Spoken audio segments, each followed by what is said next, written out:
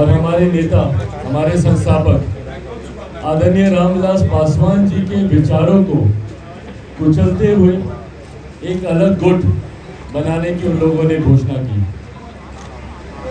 लोक जनशक्ति पार्टी ने की कार्यकारिणी ने, लोक जनशक्ति पार्टी की राष्ट्रीय कार्यकारिणी ने उनकी पार्टी विरोधी गतिविधियों को देखते हुए तुरंत उनको पार्टी के प्राथमिक सदस्यता से निष्कासित करने का फैसला लिया गया और तब से अभी तक ये तमाम 5 सांसद और इनके साथ कुछ और पार्टी के सदस्य इन लोगों को पार्टी से निष्कासित किया जा चुका है।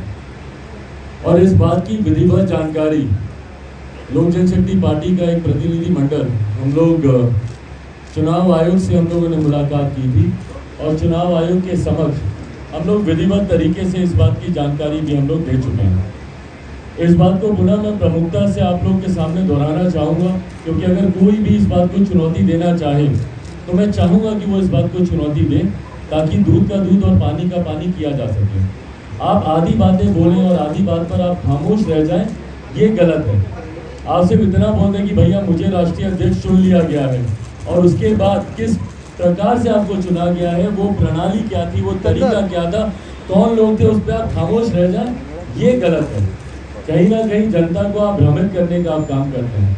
एक तरफ आप ये बात बोलते हैं कि भैया मैं राष्ट्रीय अध्यक्ष चुना जा चुका हूँ, और दूसरी तरफ आप चुनाव आयोग में जाकर आप इस बात की विधिवत जानकारी देते हुए आप सिंबल या पार्टी के नाम पर आप क्लेम भी नहीं करते हैं। आज की भी तारीख में चुनाव आयोग में अगर आप लोग जाएं तो चुनाव आयोग में जाकर आप लोग पूछ लीजिए कि भैया लोक जनशक्ति पार्टी का राष्ट्रीय अध्यक्ष कौन है, तो आप लोगों को जानकारी मिल जाएगी कि वो चिराग पासवान ही है। इन लोगों ने महज एक औपचारिकता पूरी करके कि इन लोगों ने कहा कि हम लोगों ने राष्ट्रीय कार्यकारिणी की बैठक हम लोगों ने बुलाई और उसमें तय कर लिया गया कि ये राष्ट्रीय अध्यक्ष हैं।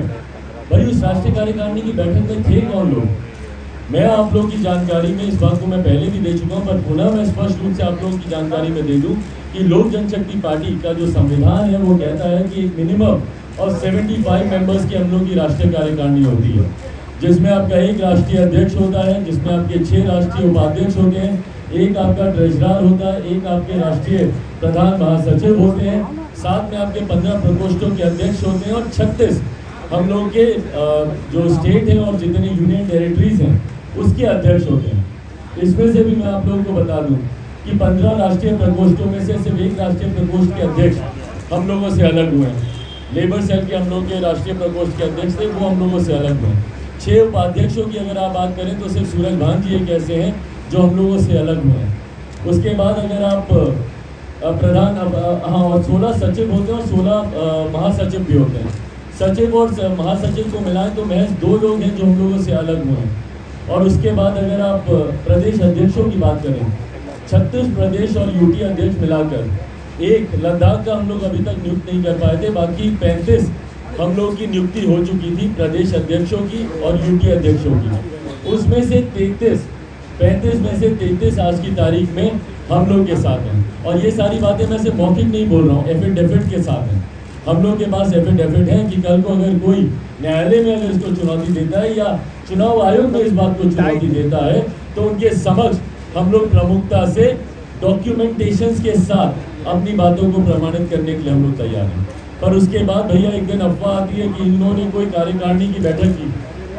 लोक जनशक्ति पार्टी का संविधान इस बात को स्पष्ट तौर से कहता है कि लोक जनशक्ति पार्टी की राष्ट्रीय कार्यकारिणी को बुलाने का अधिकार सिर्फ और सिर्फ लोक जनशक्ति पार्टी के राष्ट्रीय अध्यक्ष के पास है या राष्ट्रीय अध्यक्ष की सहमति से प्रधान महासचिव के पास है। इसके अलावा कोई और राष्ट्रीय कार्यकारिणी की बैठक नहीं बुला सकता। तो जो बैठक इन लोगों ने पटना में की थी 1.5-2 हफ्ते पहले, वो बैठक ही वैध नहीं है।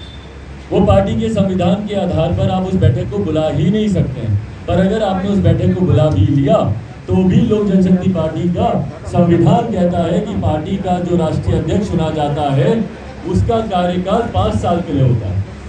5 साल के भीतर से 2 ही परिस्थिति में लोक जनशक्ति पार्टी के चुने हुए राष्ट्रीय अध्यक्ष को बदला जा सकता है।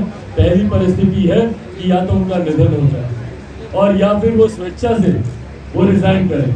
जैसे हमारे नेता आदरणीय रामविलास पासवान जी का कार्यकाल 2020 तक का था, पर 2019 में उन्होंने स्वास्थ्य कारण देते हुए हेल्थ रीजन से उन्होंने रिजाइन किया और उस वक्त मुझे नए अध्यक्ष के तौर पर चुना गया और मेरा चुनाव 5 नवंबर 2019 को हुआ था और इसकी जानकारी 9 नवंबर 2019 को हम लोगों ने चुनाव आयोग को भी दे दी थी। 2024 तक का ये मेरा कार्यकाल है। दो ही परिस्थिति है जिसमें मुझे हटाया जा सकता है, या तो मेरा निधन हो जाए या फिर मैं स्वेच्छा से इसमें रिजाइन करूं। और जब मेरा चुनाव हुआ था तो हमारे नेता आदरणीय रामविलास पासवान जी के रहते हुए हुआ था। पशुपति कुमार पारस जी जो मेरे चाचा हैं वो उसमें प्रमुख प्रस्तावक थे। सूरज भान जी को सेकंड करने वाले थे। तो ये तमाम लोग उस लोकतांत्रिक तरीके से हुए चुनाव में मौजूद थे। पर आज अपने आप को स्वतः आकर घोषित करना, ये कहीं ना कहीं हमारे नेता आदरणीय रामविलास पासवान जी के विचारों पर, उनके लिए गए फैसलों पर उंगली उठाने वाला है। और इसीलिए इस बात की चिंता बार बार मैंने जाहिर की है कि हर वो फैसला जो हमारे नेता आदरणीय रामविलास पासवान जी के रहते हुए लिया गया, उस फैसले का ये विरोध कर रहे हैं। तो क्या ये विरोध मेरा कर रहे हैं या हमारे नेता आदरणीय रामविलास पासवान जी का विरोध कर रहे हैं? और आज यही कारण है कि एक तरफा जनसलाब हमारे नेता आदरणीय रामविलास पासवान जी के आदर्शों पर चलने वाली लोक जनशक्ति पार्टी, जिसके राष्ट्रीय अध्यक्ष के तौर पर मुझे चुना गया था, एक तरफा जन समर्थन हम लोग के साथ है।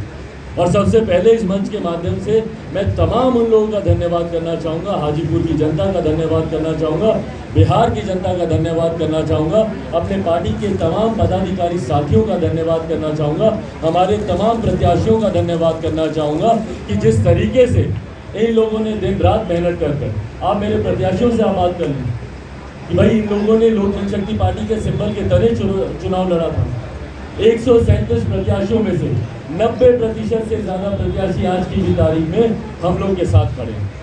130 के आसपास ऐसी संख्या है। और जो लोग आगे पीछे हुए भी थे वो आज नहीं हुए, वो शुरू में ही जब चुनाव हुआ था उसके बाद ही अपनी अपनी व्यक्तिगत महत्वाकांक्षाओं के लिए वो लोग अलग हो गए थे। उसके बाद 90% ना सिर्फ हमारे प्रत्याशी हम लोग के साथ हैं, 95% से ज़्यादा पार्टी के पदाधिकारी, राष्ट्रीय कार्यकारिणी और नेशनल काउंसिल, जिसमें हर प्रदेश के अध्यक्ष, हर प्रदेश की प्रदेश कार्यकारिणी, हमारे देश भर के जिला अध्यक्ष उसमें मौजूद हैं। वो 95% से ज़्यादा आज की तारीख में हम लोग के साथ हैं। तो उसके बाद जब कोई व्यक्ति आकर इस तरीके से हमारे नेता के सामने बनाई गई पार्टी के फैसलों पर, और जब मैं इन नेताओं की बात करता हूँ, मैंने उन 66 लोगों का नाम जो राष्ट्रीय कार्यकारिणी में जो 75 लोगों की बॉडी, उनमें से जब 66 लोगों का नाम मैंने लिया, आप चाहें तो मैं उस वीडियो को भी मैं जारी कर सकता हूँ, जो मैंने दिल्ली में जो हमारा राष्ट्रीय कार्यालय है वहाँ पर जब हम लोगों ने राष्ट्रीय कार्यकारिणी की बैठक बुलाई, उसमें ये लोग मौजूद थे। ये वो 66 लोग हैं जिनको मेरे पिताजी के रहते हुए ही नियुक्त किया गया था। इसमें अगर कोई ये बोले कि भैया उनके निधन के बाद तो मैंने नई राष्ट्रीय कार्यकारिणी बना ली, महज 10-12 लोग ऐसे हो सकते हैं, वो भी मैक्सिमम 10-12 हो सकते हैं, जिनको शायद हम लोगों ने नई नियुक्ति की गई होगी, या तो उनमें से किसी का निधन हुआ होगा, या वो लोग पार्टी से अलग हुए होंगे, या ये पद खाली रहा होगा इसलिए इसकी नियुक्ति की गई होगी। उसके अलावा अगर आप देखेंगे तो 95% लोग वही हैं जो मेरे पिताजी के समय से हैं, 20-20 साल पुराने, 18-18 साल पुराने। कई तो ऐसे हैं जो कि दलित सेना के समय से चलते आ रहे, पार्टी का भी इस वक्त गठन नहीं हुआ था।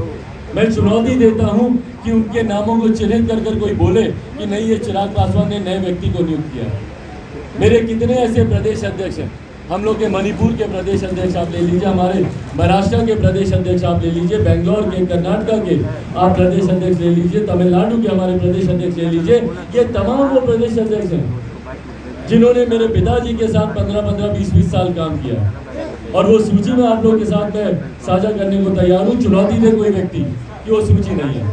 तो मेरे पिताजी के विचारों को जिस तरीके से रोकने का काम मेरे चाचा के द्वारा ही किया जा रहा है, उनके द्वारा लिए गए निर्णयों पर आज ये मेरे राष्ट्रीय अध्यक्ष होने के पद को चुनौती दे रहे हैं। तो भैया हमारे नेता अपने रहते रहते मुझे राष्ट्रीय अध्यक्ष की जिम्मेदारी देकर गए थे।